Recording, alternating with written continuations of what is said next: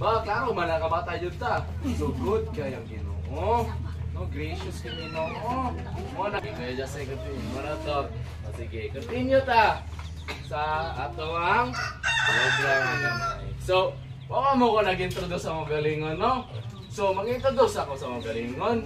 Ako di si Kuya Teacher Jeremy. Isa ko? Jeremy. Yeah, Jeremy. Okay, so para din nyo malitan, no? Pwede rin ako tawago nga, Kuya Jer. Kuya Jer. Tara, sige. So, ang next na to. Dito na to sa kuhan. Wow! So, ito.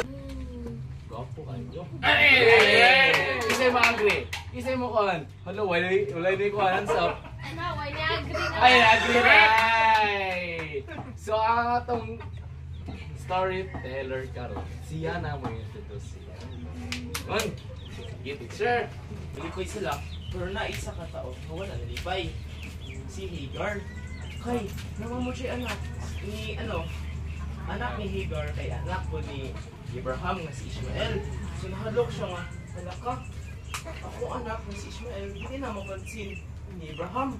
Kaya naman si Isaac, ang promise sa Ginoo, miracle.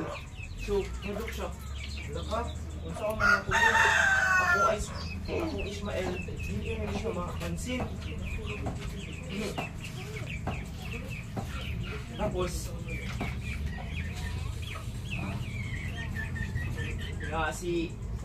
si Ishmael na 14 years old, wala siya chance sa hair ni Abraham.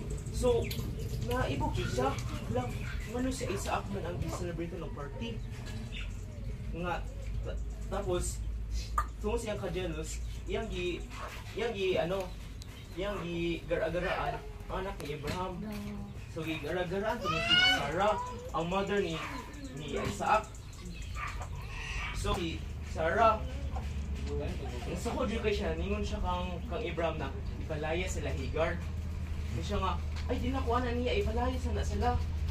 So, si Abraham nalain sa kay anak mo po niya si Ishmael.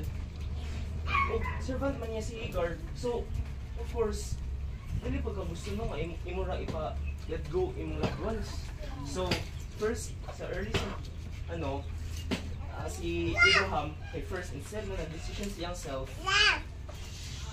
ang Ginoo kang Abraham ningon siya nga dili niya pasag sa bigan si Hagar o si Ishmael. So sayo sa buntag si Abraham nagbabay siya kang Hagar o Ishmael, hatag siya pagkaon sa ilang